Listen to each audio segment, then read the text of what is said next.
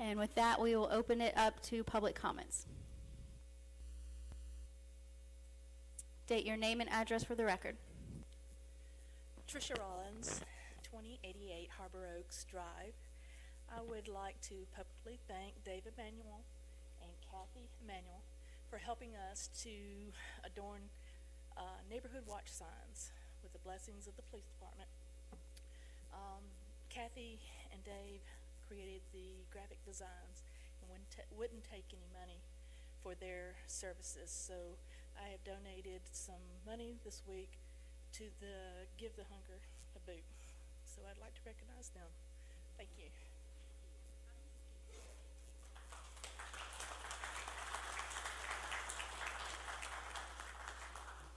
Any additional comment? Good evening, Mayor and council people. Thank you for this opportunity. I know I'm very, very late in offering my congratulations to the mayor. I'm very pleased to see you up here and running our city. And it was a very nice council meeting, unlike the last couple that I've been to. I'm here tonight to ensure that we don't have a Trayvon Martin in Snellville. My son was almost Trayvon on April 29th, 2011. Several of you heard about the incident that played out on my driveway when Officer Halliday used excessive force against my son by pointing a gun at his head in my driveway for a traffic stop. As a parent, I'm sure you understand how that must have felt. And right now, my family doesn't have a sense of security. The only reason my son is alive is because I was home. I firmly believe that. And I guess Trayvon's situation has reignited my family in that quest for justice. Officer Halliday was reprimanded by the Snellville police, which was good. However, I'm here tonight about Officer Taylor, who does the open records requests for the City of Snellville Police Department. Lieutenant Taylor made false statements and falsified documents when he issued a response to an open records request.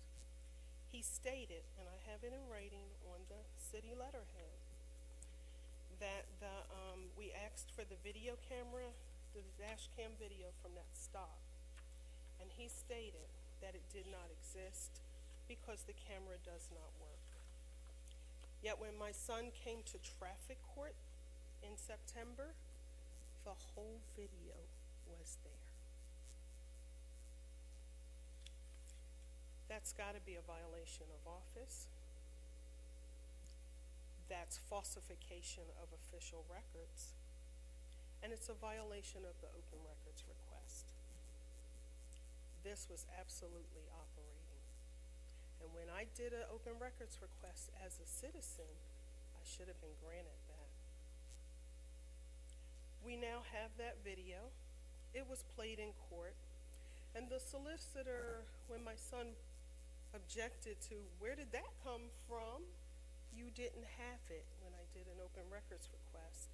And of course the solicitor tried to insinuate that we got everything from the open records request. Now we asked for several things, but that very important item that showed it was excessive force was denied. That's not a proud moment. It also shakes my security a little more. My son doesn't want to come back to Georgia. He's attending school out of state. He's made an announcement. He's only coming back to get his things out of my house. I'll never see him in my house again. I haven't seen him in my house since. I shouldn't have to pay that kind of a price. And I don't think anybody in Snellville should have to pay that kind of a price. So because Lieutenant Taylor told me that dash cam doesn't exist, he may also, and here's the open records request we did on that day, to get the video immediately because we knew it existed then. I have to wonder if the documents that I asked for about traffic stop incidents for the reporting period of January 2010 to present, which contain date and time of stop, race and ethnicity of the person, the sex, the alleged offense, the status, where they remanded to custody, arrested, whatever, vehicle type, officer's name and badge number, he says that doesn't exist either as a report that the city of Snellville does. So I guess my two questions are, A, how do I go about filing a formal complaint with this council and the mayor regarding the police and Officer Taylor, who violated his oath of office by issuing that false statement that I'll be happy to give to you, as well as my son's statement where he stated how he was in fear of his life. Of course, when we got the video dash cam, it said that there was no audio. There probably was no audio because he was begging for his life as I was on the driveway, and nobody wants a record of that sound. So I want to know, A, how do I go about filing this complaint? And B, how do we make sure this doesn't happen? And that's my charge to you all. I want to feel secure. I want my kids to be able, I have 2 boys. I want them to be able to come back home. And they're not going to right now. Because if we can't be safe at home, we're not safe. I don't know if this is just a comment section where you don't get to respond. We Okay, cannot respond so- to your comments. If you want to stay after the council meeting, I'm sure somebody will be happy to speak to you. But if for the record, I know you've done it before, but if you could put your name and address on the record for us. Oh, I'm sorry. Marlene Tillman, 1977 Tanglewood Drive. Thank you, Ms. Tillman. Any further public comments?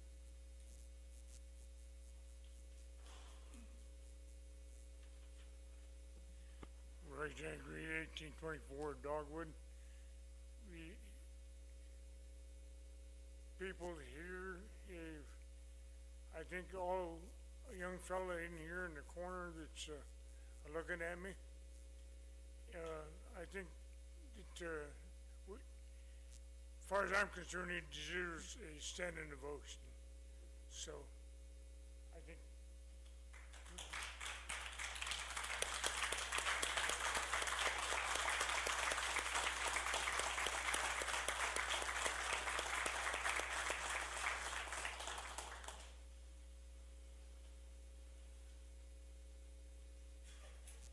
Any further public comments?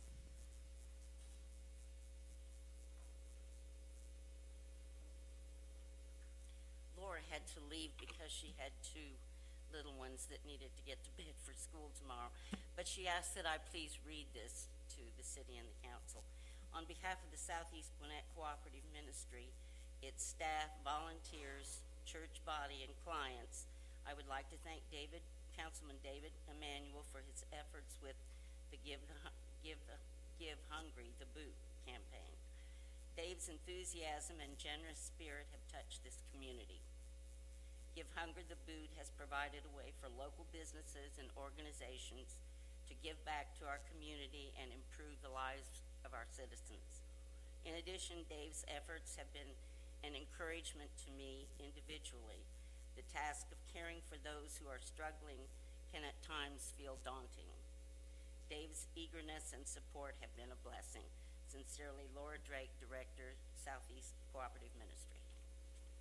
Miss, I know what it is, but sorry, state I your name forgot. and I'm address. sorry. Patricia Sims, 2010 Haynes Creek Lane, Snellville. Any further public comment?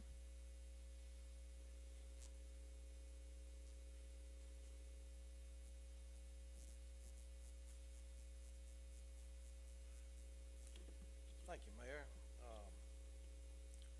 I have some business to conduct with you tonight, and I'll start off by reading this paragraph out of the state constitution.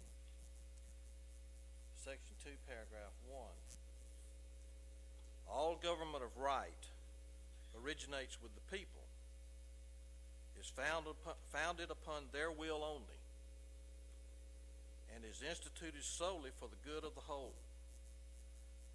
public officers are the trustees and servants of the people, and are at all times amenable to them.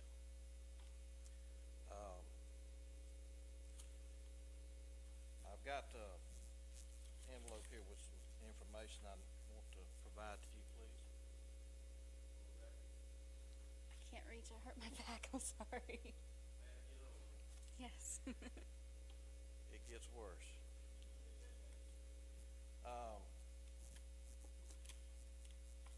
Article 2,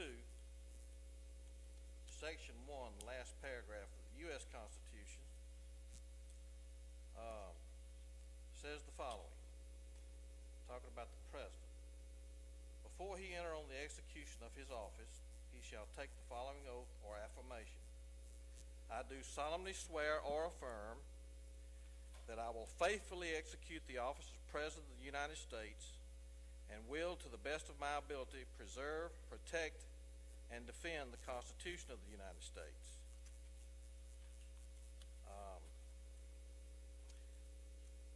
And our first president, on his own volition, added the word, "So help me God," which I think was a good move. Our state, the great state of Georgia, also requires an oath of office. And of course, our city has modeled our oath after the state's. Mayor, in the information I've provided you there contains two documents. The first is a GED, which is a government execution docket, which the State Revenue Commissioner of Georgia, Doug McGinty, sent to the Superior Court of Gwinnett County. This letter is there, or this GED is dated September 27th, 2011. In this document, which is the first document that the State Revenue Department sends the county when someone has not paid their state taxes. This document refers to Mr. Witt's not paying taxes, and it was signed or stamped received on November 1st, 2011.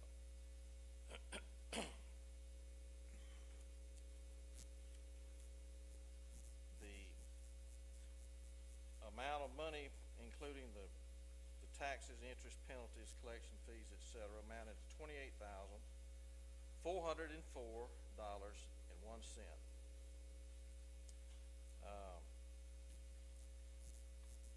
This is significant because the tax year is January 1, 07 through December 31st, 07.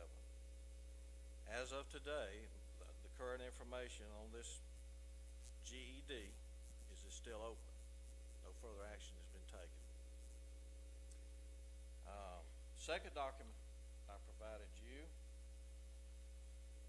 is the oath of office that Councilmember Witts took when he was sworn in on November 9th of 2009. In the second paragraph, he swore, and I'll read this right straight from the oath, I do further solemnly swear and affirm that I am not the holder of any unaccounted for money due this state or any political subdivision or authority thereof. It appears that there is a violation of oath, and I am reminded of something that the Federalist, Alexander Hamilton, John Jay, and James Madison, three of our great patriots and founding fathers, and I'll quote from one of their essays in the Federalist Papers. If angels were to govern men, neither external nor internal controls on government would be necessary. In framing a government which is to be administered by men over men, the great difficulty lies in this. You must first enable the government to control the governed, and in the next place, oblige it to control itself.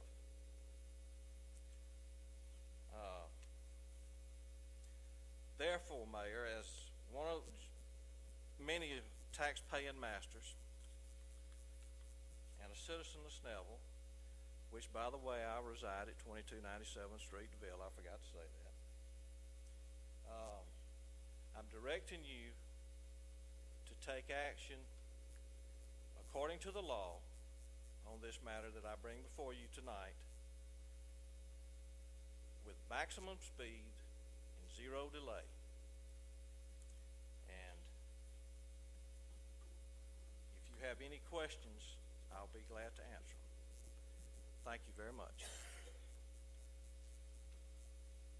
Any further public comment? Seeing none, I will entertain a motion to adjourn. I move we adjourn. There's a motion. Is there a second? Second that motion. Second. All those in favor signify by raising your hand. 6 in favor. All those opposed? 0 opposed. This meeting is adjourned at 8:53. 2. Thank you for coming out tonight.